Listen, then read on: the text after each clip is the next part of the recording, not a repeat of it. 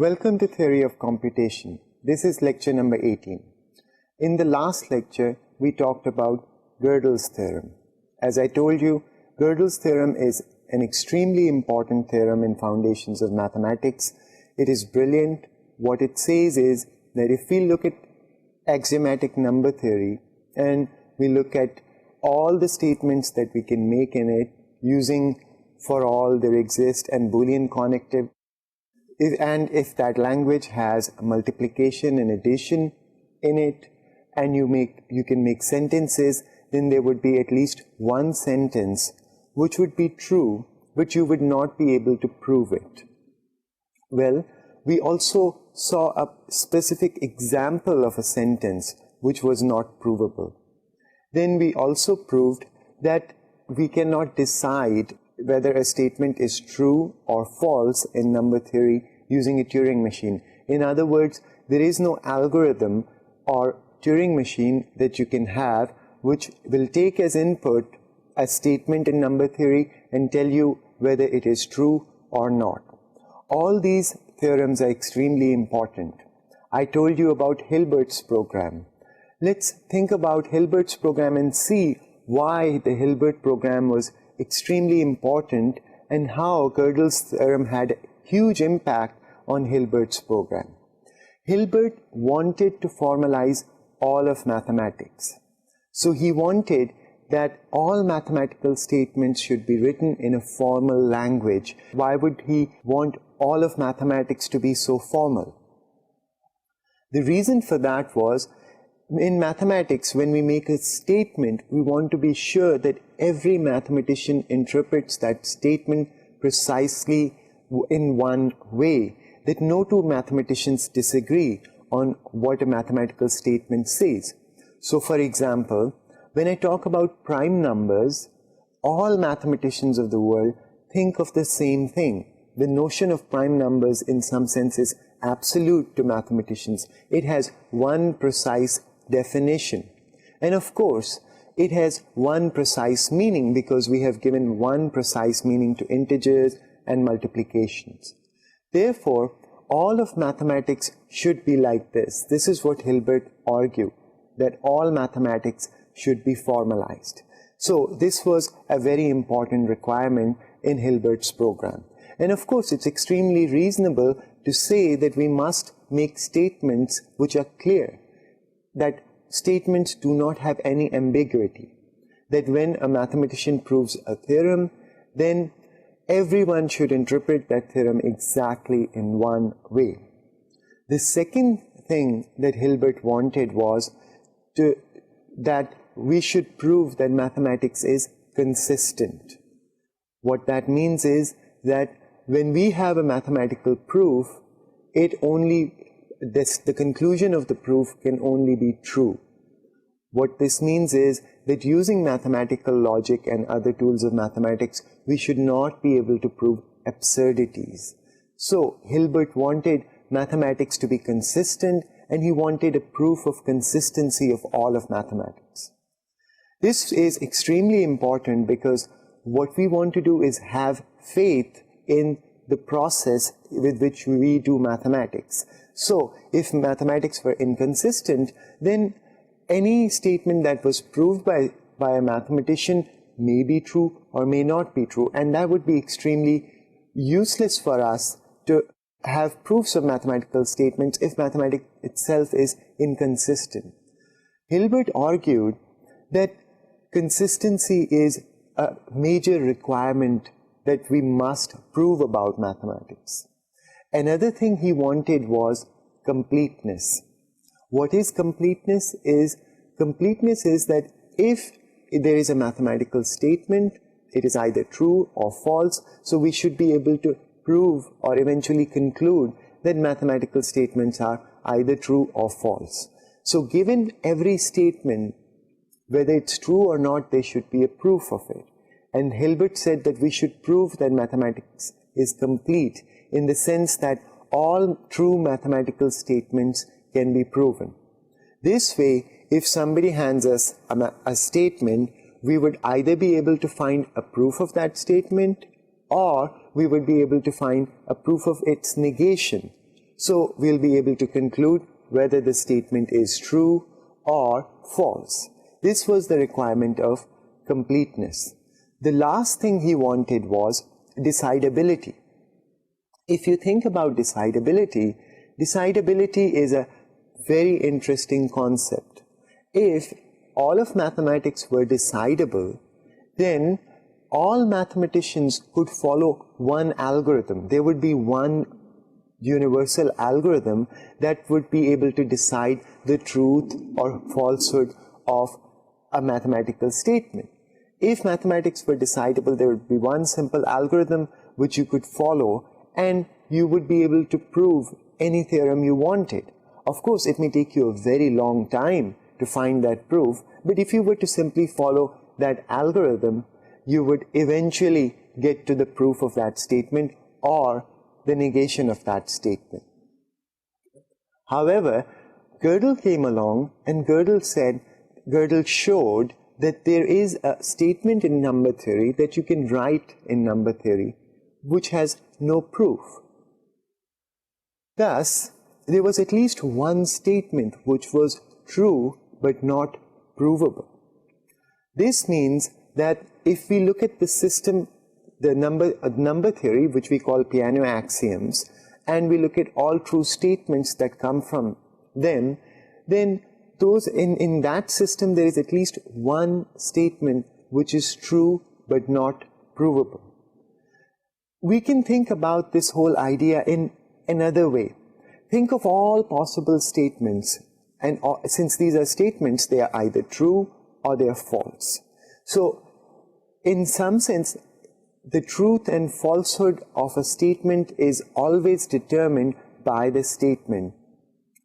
And think about all provable statements as truths that we can actually verify, we can give a proof of that, or truths which we can reach.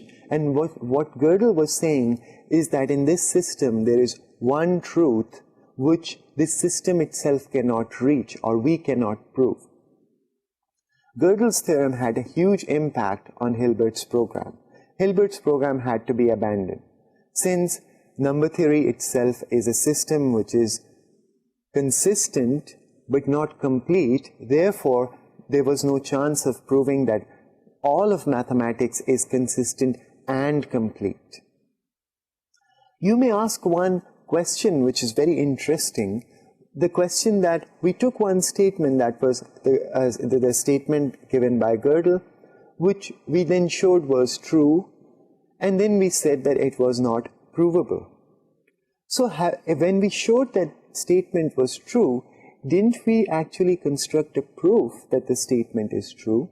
So there's something fishy. If we were able to prove that the statement is true, how could we be saying that the statement is not provable? But you see, the subtle point here is that our proof of the truth of that statement was not a proof that could be written in number theory, that could be written in the language of number theory. We had to come out of that and then prove that this statement is not provable. So when I say that this statement is not provable, we have a model, we have a language in mind. And what we are saying is that this statement is not provable in this model or in this language. Of course, if we change our model and move further, we can prove that statement is true. So why don't we zoom out and come up with another system and start proving statements in that? Well, Gödel showed that any system that was powerful enough to express number theory would be doomed. There would always be a Gödel statement which we will be able to prove, but which we will be able to say that it's true, but it would not be provable in that system. Thus, Hilbert's program was hopeless. Actually, before Gödel's theorem, one of the great philosophers and mathematicians, Bertrand Russell, along with Whitehead, tried to actually prove or go for completing Hilbert's program. They wrote a very interesting and large book which is called the Principia Mathematica. The book Principia Mathematica should not be confused with Newton's Principia Mathematica, whose subject is physics and mechanics and things like that. Russell and Whitehood's Principia Mathematica was about mathematical logic, and they were trying to follow Hilbert's program. They were trying to put mathematics on a sound foundation. However, Russell had to abandon his program and his lifelong project because Gödel had shown that it was not possible to follow through this program to its entirety. It's very interesting the kind of impact Gödel's theorem has had on mathematical logic. It also has a huge impact on theory of computation. Gödel was an extremely interesting logician. You would be amused to know that he was extremely good friends with Albert Einstein, and actually he had written a few papers in physics also. One of his papers is extremely interesting. It is about a universe in which time comes back to itself. So Gödel really loved to play with self-referential ideas of this kind, and he was very good at them. A lot of mathematicians, when they looked at Gödel's theorem, they were amazed and, of course, delighted by the statement, but they said that the statement of Gödel's theorem is so far-fetched that it would have never occurred to them that such a theorem can be proved or even stated. If they could even only conceive the statement of Gödel's theorem, they perhaps had a good chance of proving it. However, the statement was so out of the ordinary in its time that most mathematicians said that it would not come to their mind. Well, after Gödel's theorem, Church was able to prove that number theory is not decidable. In fact, the proof that we looked at ourselves is also an adaptation of his ideas. So what we realize is number theory is incomplete and undecidable. In some sense, what it says that to prove a number theoretic statement, if we want to try to prove it, we cannot follow a pre-specified algorithm, which is good news for us, because when we try to prove a number theoretic statement, probably what we have to do is try to be creative. So, in some sense, Gödel has shown that mathematics itself is a very creative activity. Well, now what we are going to do is talk about some other things. We will finish our discussion of Gödel's theorem and look at some other concepts. But I would encourage you to look at Gödel's theorem, explore it. It's an extremely interesting idea, and there is a lot more to be said about it, and you can read a lot more about it. The outline of today's lecture is now going to be, we will start with a new concept today called oracle Turing machines. Then we would look at Turing reducibility. After that, we would look at extremely interesting paradox, which is called the Berry paradox. From there on, we'll go on to define what information is.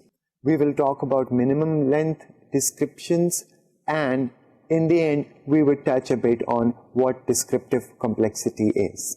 Let's recall our definition of mapping reducibility. Remember, we have two problems, A and B, and we say that A is mapping reducible to B if somehow we can reduce A to B, change the problem A to B. And the way we do that is via a function. What we do is we take all strings in sigma star and map them to strings in sigma star via a computable function. And now, if we want to solve the problem A, all we do is we apply this function f to it and then use a method for solving the problem B. That's the idea of mapping reducibility.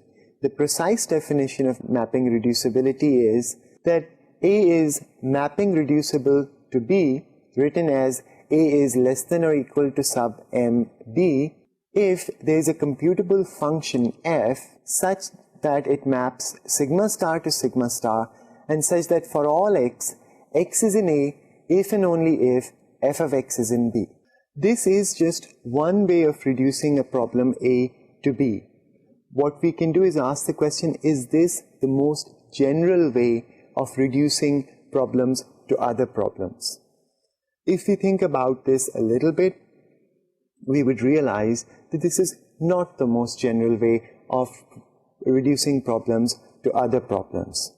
I want to illustrate this point in a bit of a detail, so let's recall a few definitions and theorems that we had already proved.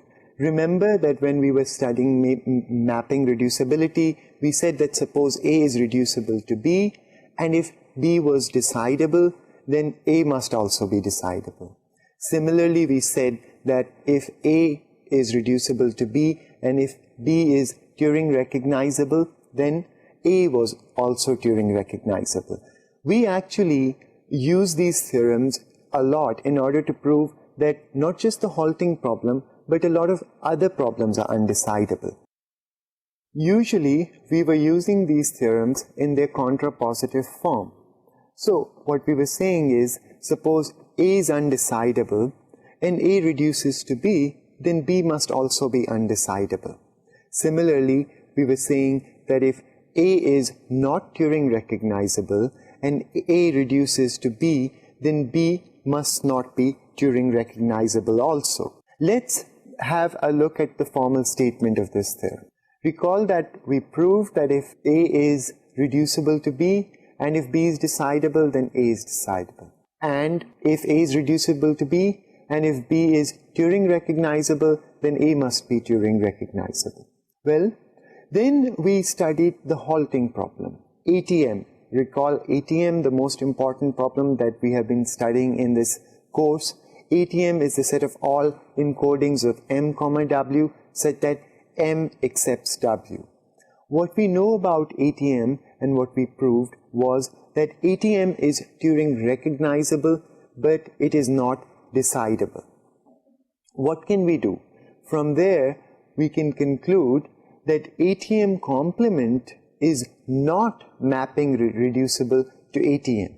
Let's see this. We know that ATM is Turing recognizable. We also know that ATM complement is not Turing recognizable. From this, we can conclude that ATM complement is not mapping reducible to ATM.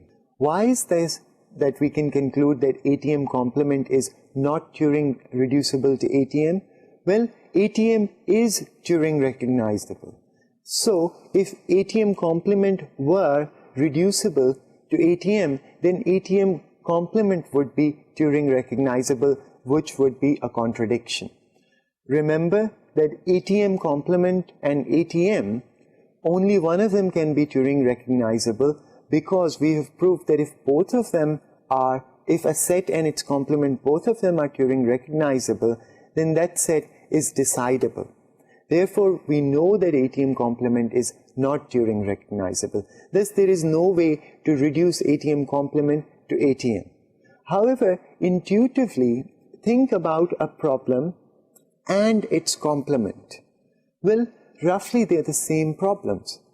On this, in one problem, if you get an input, you are supposed to say yes if X is in the set and say no if X is not in the set. In the complement of the problem, if X is in the set, you're supposed to say no, and if X is not in the set, you are supposed to say yes. They are exactly the same problem. If someone solves a problem, they also know how to solve the complement. However, by the nature of mapping reducibility, it does not allow us to reduce every problem to its complement. Therefore, it seems that mapping reducibility is not the most general way of reducing a problem to another problem. What we will like to do is come up with a new method of reducing problems to other problems, and this method is going to be extremely general. It's going to be much more general than mapping reducibilities, and mapping reducibility is just going to be one sub-case of it. What we will do is, we will now describe what is called Turing reducibility. But before describing Turing reducibility, we must introduce a new concept, and that is the concept of oracles. To tell you what an oracle is, first question is, what are oracles? And the second question is, where does this word come from? Oracles are an extremely interesting concept in computer science, but let's see where the word oracles comes from. What is an oracle? Well, thousands of years ago, Greeks used to have temples, and these temples were there was a temple of Apollo, there was a temple of Zeus, and so on. And so for all the Greek gods, there used to be temples which were built in their honor. In these temples, there used to be priests, and some of these priests, you could go up to them, and perhaps after paying them or making them happy in some way, you could ask them any question you wanted. And these priests would reply to these questions. And these priests were called oracles. There was some sort of a idea that these people know a lot more than ordinary people knew. They could somehow miraculously find answers to questions which ordinary people could not find. A very famous oracle of this kind was in one temple, or it was called the oracle, and the temple was a temple dedicated to Apollo in the city of Delphi. This oracle was very famous. People would spend a fortune going there, and they would actually give gifts and their entire money that they had to this oracle in order to find answers to things that they wanted. A particular instance was that a particular king in Greece, he had a small kingdom, and he was wondering if he should attack his neighboring kingdom. Well, if he were to attack the neighboring kingdom, he would either lose or win the war. So he thought it would be nice if he could go to the oracle and ask them what would happen if he were to attack his neighboring kingdom, if he were to win the war or if he were to lose the war. So he spent a lot of fortune, went to the oracle and gave them a lot of gifts and asked them whether he should attack. The oracle replied that if you attack, you would destroy a beautiful kingdom. So this king came back and attacked. Well, he lost the war. When he went back to the oracle and asked, well, why did you tell me to attack? The oracle said, we just said that if you attack, you were going to destroy a beautiful kingdom. And by attacking, you did destroy a beautiful kingdom. It just happened to be your own kingdom. So the oracle of Apollo at Delphi was notorious for giving extremely cryptic answers, extremely obtuse answers. So therefore, this word oracle comes from old Greece, where they had this belief that some people know a lot more than ordinary people and they have some miraculous powers.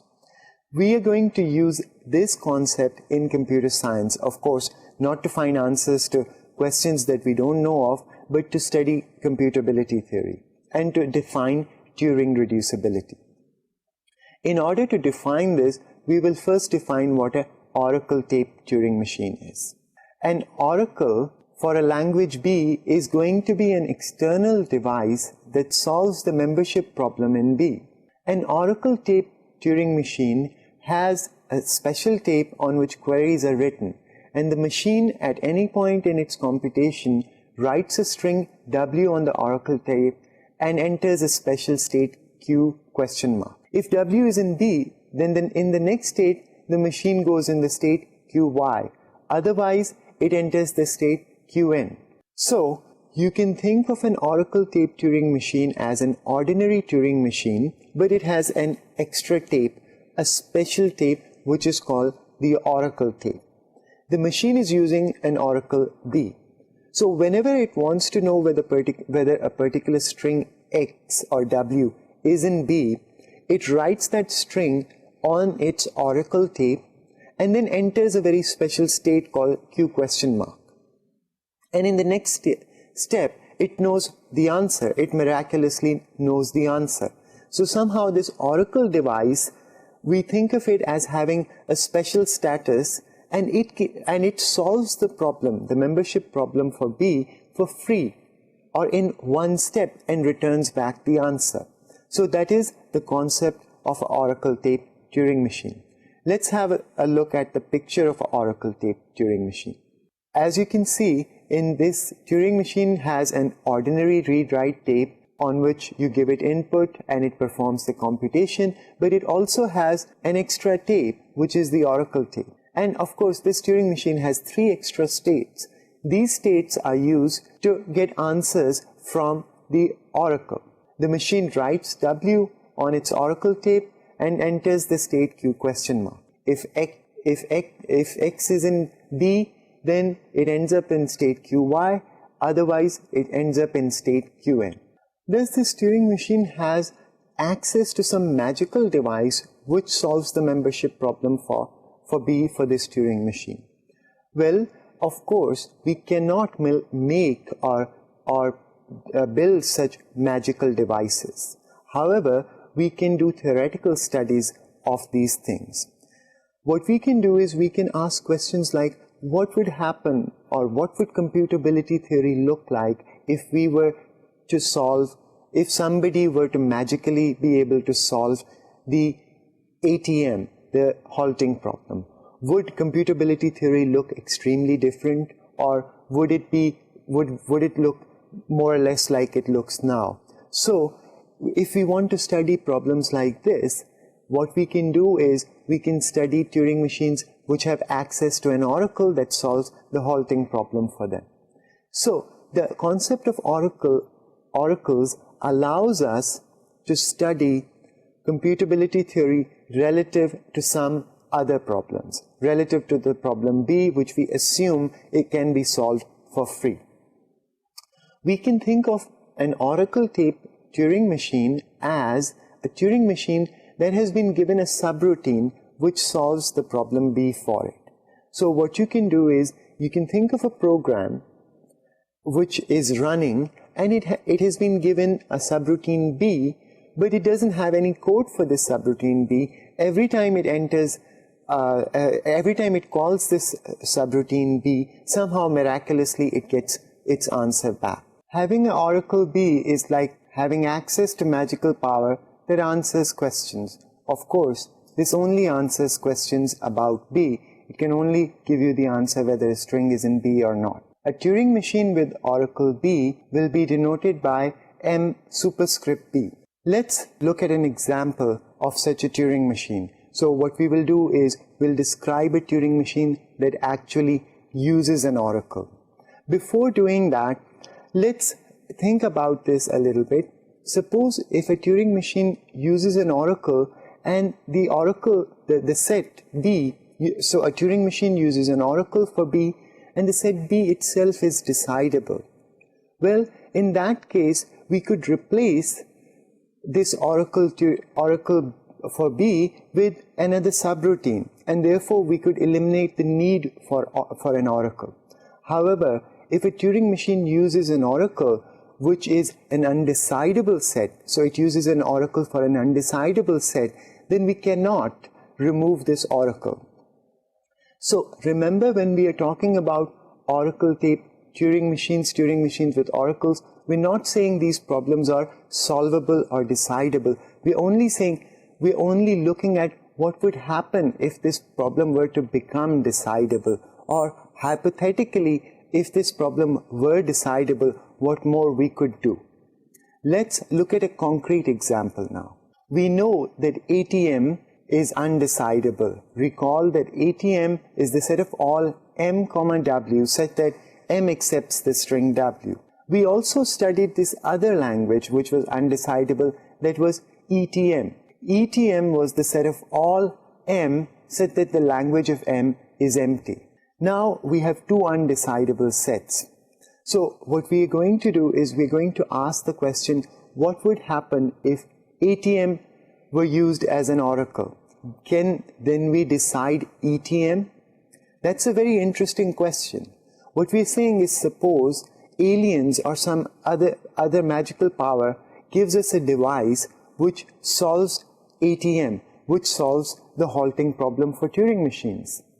Well, using this device as a subroutine, can we solve the emptiness problem for Turing machines? The answer to this question is yes. So what I will do is describe to you an Oracle tape Turing machine which uses the Oracle ATM and solves ETM for us. Let's have a look. We want to construct an Oracle tape TM, T superscript ATM. So remember that the superscript says that this Turing machine has access to an Oracle for that set. So T is going to have access to the Oracle for ATM, and this Turing machine will decide ETA. So we are asking the following question. If we assume someone can solve ATM, can we use that knowledge to solve ETM? So what we want to do is design a Turing machine which will have access to an Oracle and it will solve ETM for us. In order to do that, let's first have a look at another Turing machine which we would use. Suppose now that M is a Turing machine. Let's consider another Turing machine which we call N, and the description of this Turing machine is as follows. On input X, N uses dovetailing and it runs M on all possible strings. Remember dovetailing?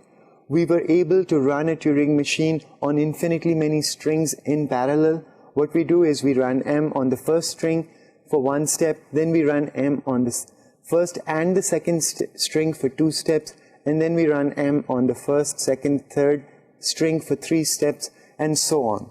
So this is using the technique of dovetailing, we can run M on infinitely many strings, all strings simultaneously. Now this Turing machine N is going to accept X if and only if M accepts any string. So if M is to accept any string, N will sooner or later find that out, and once it finds that out, it will accept its own input. So what's the language accepted by this Turing machine N? Well, we know that language of M, if it is not empty, then N accepts all strings. On the other hand, if the language of M is empty, then N will not halt on any string. So the language of N is empty if M does not accept any strings. On the other hand, the language of N is not empty if the language of M is not empty. Thus, what we have done is we made this new Turing machine N. Of course, in order to make this Turing machine, we will have to look at the description of M. Now, we can solve the problem that we started with. What we will do now is describe the Turing machine that I told you, T sub ATM. Let's have a look at its description. Let's consider T sup ATM. On input M, which is a description of a Turing machine, T constructs N, which I have described you before. Now it asks the Oracle if N accepts 0. So it makes the pair, the description of N followed by 0, writes it down on its Oracle tape and enters the Q question mark state. If N accepts 0, then the Oracle will say yes, and it will reject its own input. If N does not accept the string 0, then the Oracle would say no, and then T will accept its own input. It's now easy to see that T sup ATM accepts exactly ETM. So what we have done is we have found an Oracle tape Turing machine which uses the Oracle ATM and solves ETM for us. So in this case, what we do is we say that the emptiness problem for Turing machines is decidable relative to ATM. Remember, we are not saying that the emptiness problem for Turing machines is decidable. That is not the case. In fact, we have proved that the emptiness problem for Turing machines is not decidable. However, this Turing machine T sup ATM says that if we had an Oracle for the acceptance problem for Turing machines, then this Oracle, of course, it solves the acceptance or the halting problem. It solves the halting problem for us. But we can use this Oracle to also solve the emptiness problem. Note that we do not have an algorithm for solving ETM. All we have shown is that if ATM could be solved, then we could solve ETM. So in this case, we will say that ETM is decidable relative to ATM. So this is the concept of Oracle Turing machines that use oracles. We will now use this concept to devise a new kind of reducibility. We will define Turing reducibility. A language A is Turing reducible to B, and we will write it as A is less than or equal to sub TB if A is decidable relative to B. More precisely, if there is a Turing machine with oracle B, M sup B, such that M sup B halts on all inputs and the language of M sup B is A. So, a language A is said to be Turing reducible to B if we can find an algorithm for A which uses an oracle for B. So we think of a hypothetical subroutine for B. So we think of a hypothetical subroutine which solves the membership problem for B for us. If we can use this hypothetical subroutine to come up with an algorithm for A, we say that A is decidable relative to B, or A is Turing reducible to B. This is the most general form of reducibility. Let us ask what would happen if we could solve the halting problem. How powerful are TMs which have access to an oracle for ATM? Now we are in a position to discuss very interesting things in a mathematically formal way. We could ask the question, what if some aliens came and gave us a device which solves the halting problem for us? Of course, we know that even aliens cannot make such a device, but hypothetically, if they gave us a device which solves the halting problem for us, how would our world change? How would the world of computability change? Would we be able to decide all problems? Will all problems be decidable? Or would there be still problems that are undecidable? This is a very interesting question which we can now ask ourselves. Suppose we have access to a Turing machine, to a device that solves the halting problem for us. Would all problems then be decidable? The answer to this question is no. If you look at the set of all Turing machines which use ATM as the oracle, then still there are undecidable problems. Actually, there is a problem which is called the halting problem. For Turing machines which use the oracle, this particular problem will still remain undecidable. So even if we were to solve the halting problem, there would still be another undecidable problem. Well, what would happen if we were to take that undecidable problem and make it into an oracle? Well, the answer is still there would be more undecidable problems. Well, what if we were to take another undecidable question and make that into an oracle? Still we have undecidable questions. This is what I am describing to you roughly. It is what is called the arithmetic hierarchy. Studying the arithmetic hierarchy seems like a useless exercise. Once a problem is undecidable, we cannot make an algorithm for it. So what practical use is it to actually study undecidable problems further? They are simply undecidable. However, to a theorist, this is extremely exciting. We can take undecidable questions and we can ask in what level of the arithmetic hierarchy does a particular undecidable question lives. When we look at problems like this, we can actually rank undecidable problems. We can say that these two problems are both undecidable, but this one lives in the 7th rank of arithmetic hierarchy and the other lives in the 5th rank. So in some sense, the first problem is even harder than the second problem. So the arithmetic hierarchy or ideas of oracle tape Turing machines can tell us in some sense how undecidable an undecidable question is. From a practical point of view, this has no value, but it's extremely exciting for a theorist to be able to say that I can even compare undecidable questions and I can talk about them meaningfully. We will not study this particular hierarchy in this course. I would urge you to look up this hierarchy in the references or Google it out and learn more about it. it's an extremely exciting subject. Now what we will do is we will move on to another topic. In order to introduce this other topic, let's first start with a simple puzzle which is called the Berry paradox. Now we want to ask a very important question, which is, what is information? Remember, the first part of this course we asked the question, what is an algorithm? And we found the answer was that an algorithm is a Turing machine, and that allowed us to build a beautiful theory of computability once we had a precise definition of what an algorithm is.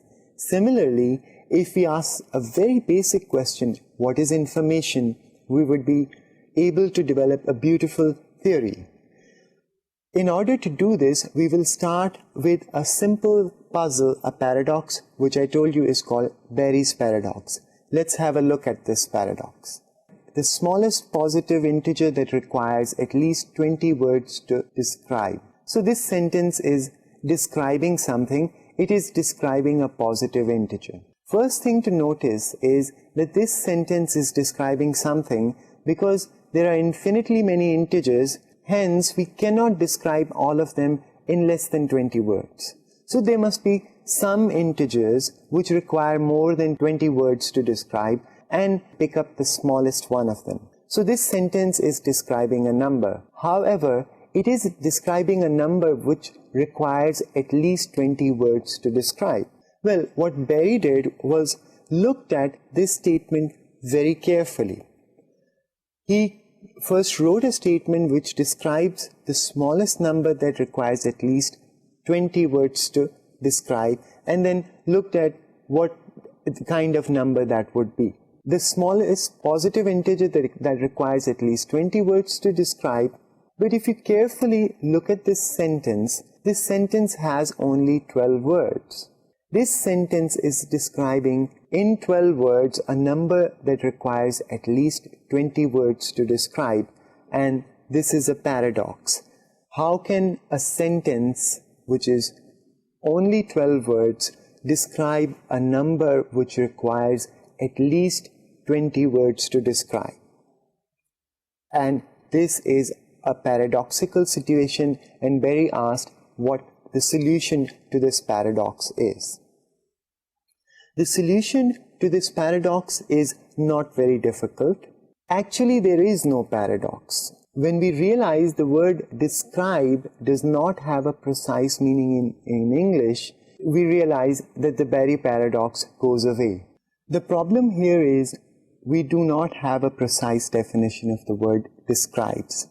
As soon as we try to give the word describes a precise mathematical definition, the Berry paradox vanishes. So what we are going to do is now give a precise definition of what it means to describe a number. Let's remember that we have been working with strings, and every string is a number. So let's look at sequences of zeros and ones. Let me show you two sequences of zeros and ones, and let's think about them for a moment.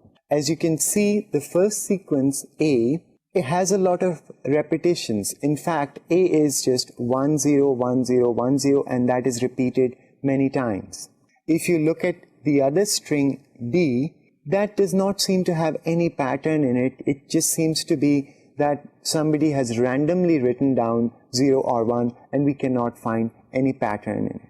If we think about these two strings, the first string which had a lot of repetition in it, and if you think about the second string which is almost random, how would you describe the first string to someone?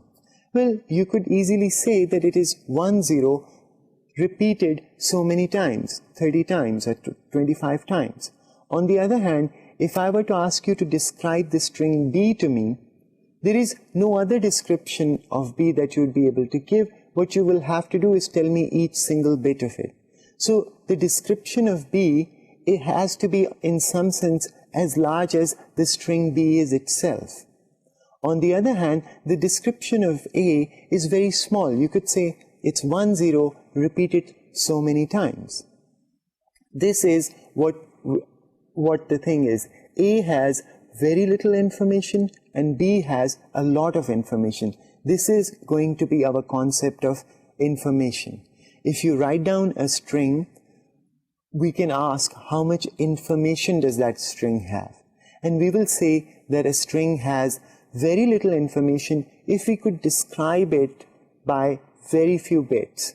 On the other hand, it has a lot of information if we cannot describe it by very few bits, but in order to describe it, we have to use as many bits as is the length of the string. This is the concept of compressibility. What we will do is, we will look at every string and we'll ask ourselves how much we can compress that string. If a string can be compressed by a lot, we would say it has less information in it. And if a string cannot be compressed, we would say it has a lot of information in it. But how are we going to compress strings? Or what is a description of a string? Remember, we ran into trouble if we do not precisely define what it means to describe a string. We will run into Berry's paradox. So we will make a definition of what it means to describe a string extremely precise. A description of a string is going to be actually a description of a Turing machine M and a certain input X that we give to it. The property that this Turing machine M and will have is when we run M on X, it will produce W. So what I'm saying is, in order to describe a string, what you can do is not describe that string, but give an algorithm which will produce that string. So the description of a string is an algorithm along with some auxiliary input, such that when we run that algorithm, we get the string as an output. This is going to be our precise definition of what a description of a string is. Well, we can ask a very interesting question. For example, suppose if I ask you to describe the number pi to someone. We all know, and we've read in elementary mathematics, that pi is a transcendental number. It's an irrational number. And so if we start writing down pi, it's 3.141592 and so on, the digits never repeat. So one way to describe the string, the infinite string, and now we are talking about infinite string of digits of pi, is to actually start writing them down. But this process will never end. So it may seem like the digits of pi contain infinite amount of information. On the other hand, that's not true. I can describe pi precisely to you by saying that it's the ratio of the circumference with the diameter of a circle. Well, that description, to really understand what pi is and what its digits are, is difficult. It's only understandable to mathematicians who know what a circle is, what circumference and diameter are, and who can then make formulas for pi and compute them themselves. I could do something else. What I could do is I could write down a program which, when you run, actually starts outputting the digits of pi. I know I can write such a program because I have learned many formulas, many infinite series which are equal to pi. So I could expand out those series and keep computing more and more digits of pi and output them. That algorithm which outputs all the digits of pi or continues to output the digits of pi is actually a description of the digits of this irrational number pi. And since that algorithm is finite, therefore I can say that the digits of pi only have finite amount of information. This concept is not just an abstract concept, but it is being used in computer science in everyday applications. These days, we program in Java. And what we do is we download other people's programs and then run them. And those programs then produce data and we look at that data. So instead of transferring data, what we're doing is transferring descriptions of how to produce that data. And then, since those descriptions are much shorter, it's much more efficient to transfer them. So we have compressed information into the description of how to produce information. Thus, what I can do is I can FTP a program that computes the digits of pi, and that program is finite, and then once I have done that, I can claim that I have conveyed all the information that was in the digits of pi to the other person. Thus, using this notion, I can say that the digits of pi have finite information or finite descriptive complexity. In the next lecture, we'll explore this notion of how to describe strings using algorithms and what descriptive complexity is. Thank you and goodbye.